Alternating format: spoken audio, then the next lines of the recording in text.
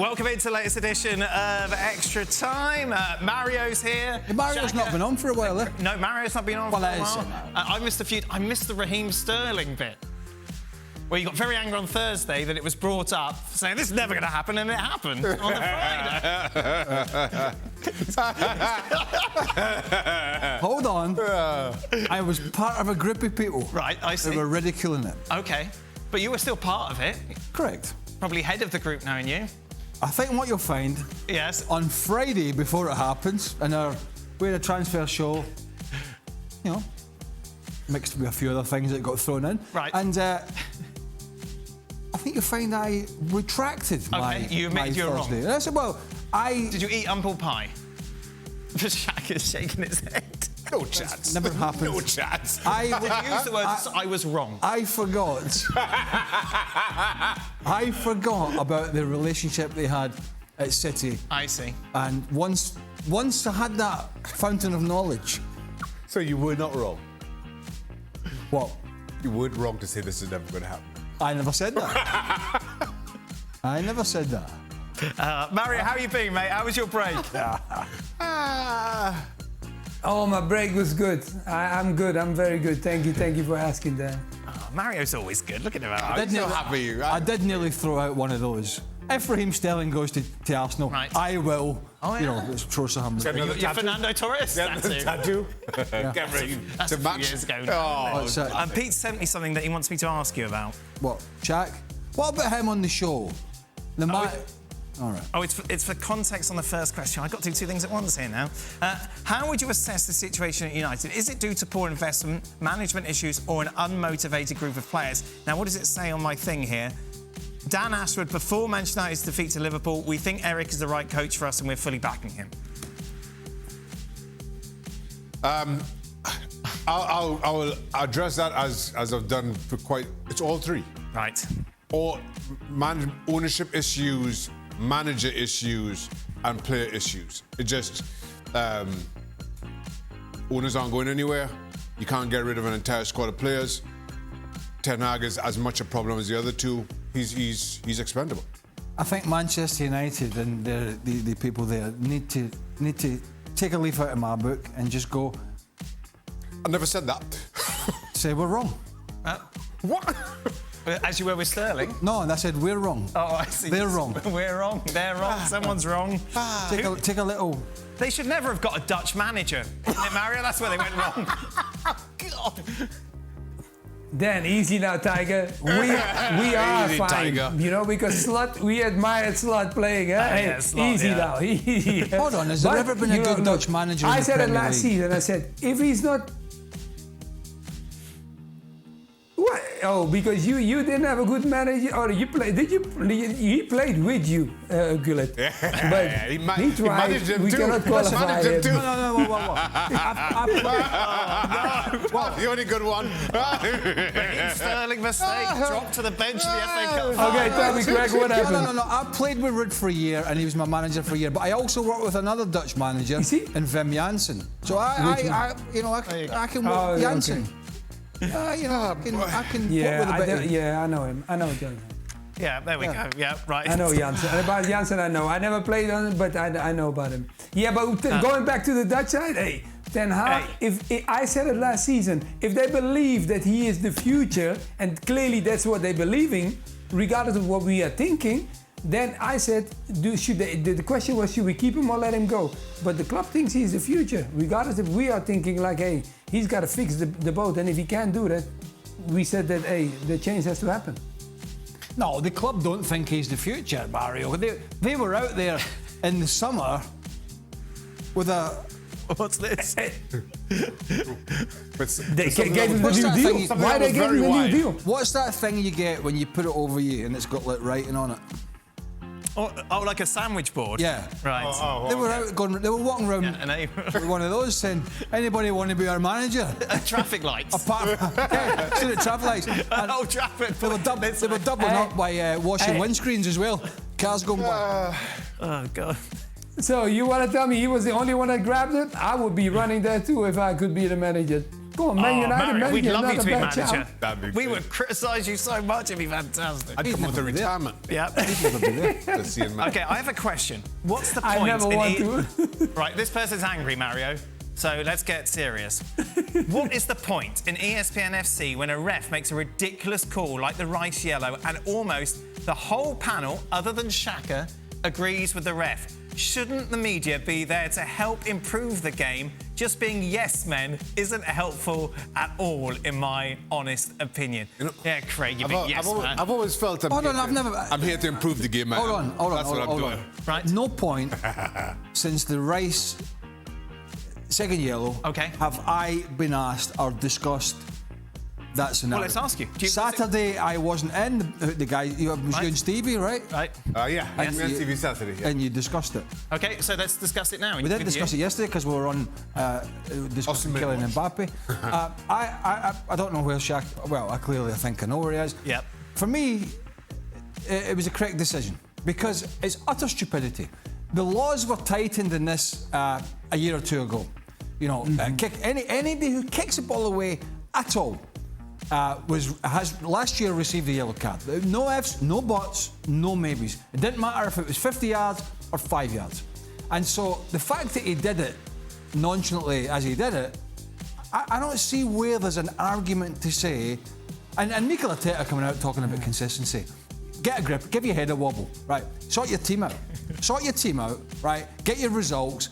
Don't worry about referees. I don't see what the other option that referee had.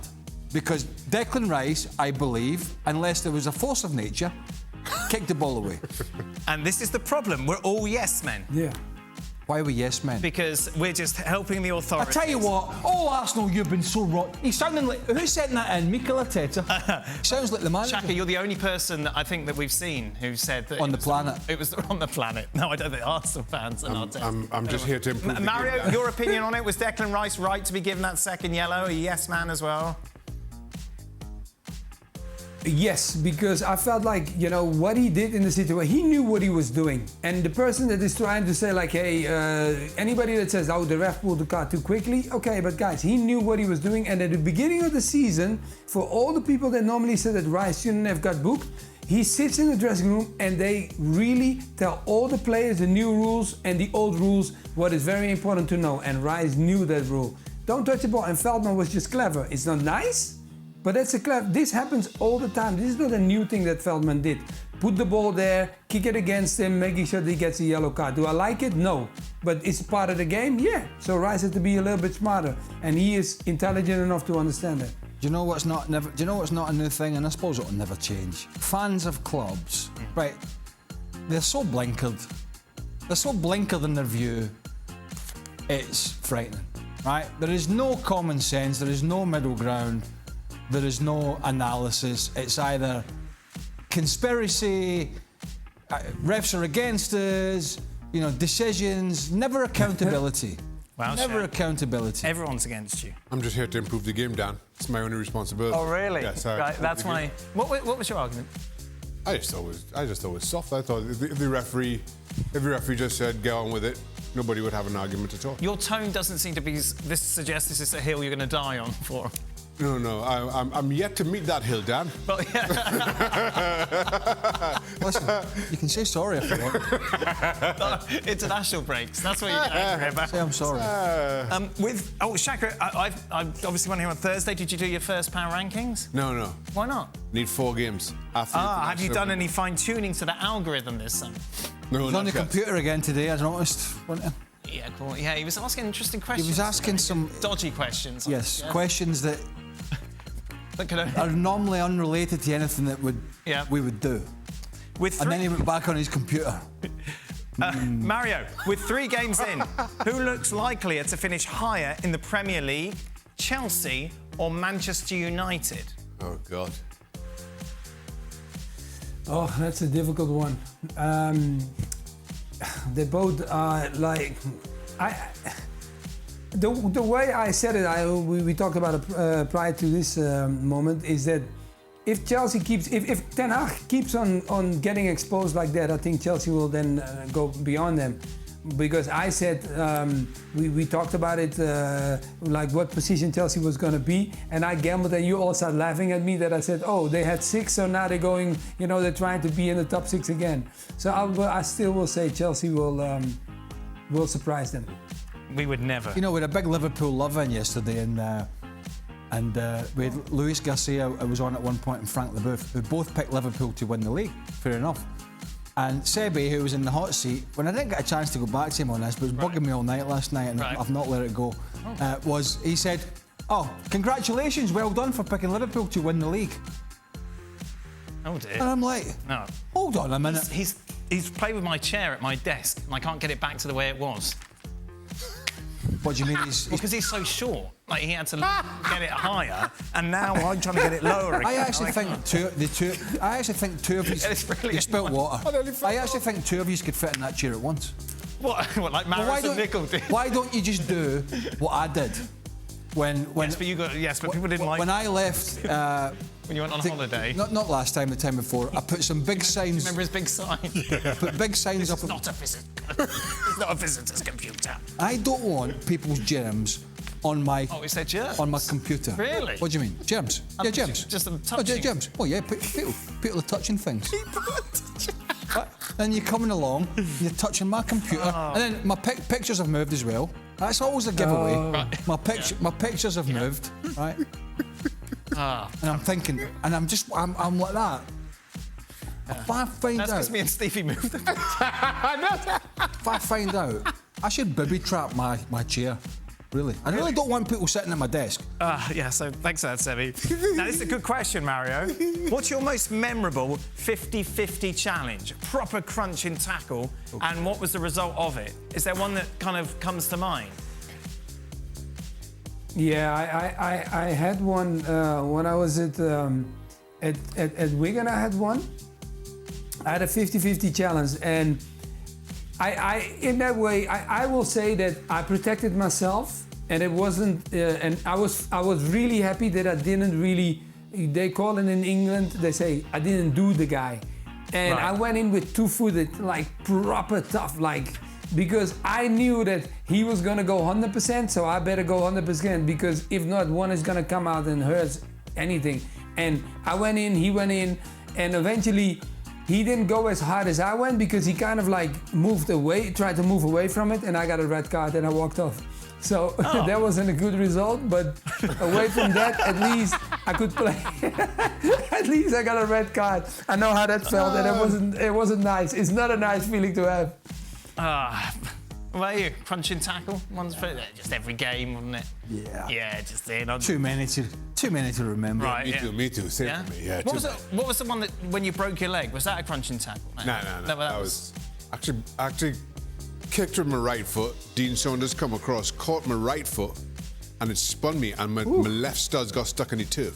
I broke my left leg, so it wasn't from the tackle. Spun just. There you go. Yeah. From one Hislop struggling, let's go to another one thriving, shall we? In case you missed it in the show, this was Shaka's daughter scoring the winning goal. This was at the weekend, Shaka. I think this was yesterday. Yeah. At Boston College. This was to make it 2-0. She had an assist for the opening goal. Yeah. This made it 2-0. Boston College scored late on. I'm not sure what they scored. Board is showing up there. Boston College scored late on to make it 2-1. And UMass held on for the win. Second win this Shaka week. is taking all the credit because he gave her the confidence. That's right. You showed this during the week, yes? Yes, this was me working with them on Wednesday. I said, when you get into these positions, just think of your dad and goal. Yes, look at that, Shaka. I tell you what, I see you've not changed. Holy smoke. Oh, man. Look at you. So I messaged your daughter to get this footage. I messaged her and I said, look, I know your dad's going training. Can you send me a video? And she sent me a message saying, my dad says you're on holiday. What's Dad doing? Well, don't worry about that. Great stuff. Good to be back. Thank you very much, Mario. Thank you, boys. We will return tomorrow. Thank you, guys. This is the cup final at Cardiff. Watch the goalie. Oh, Gerard.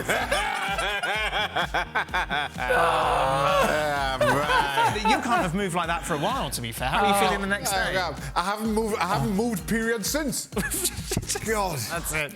Okay, that is officially it now.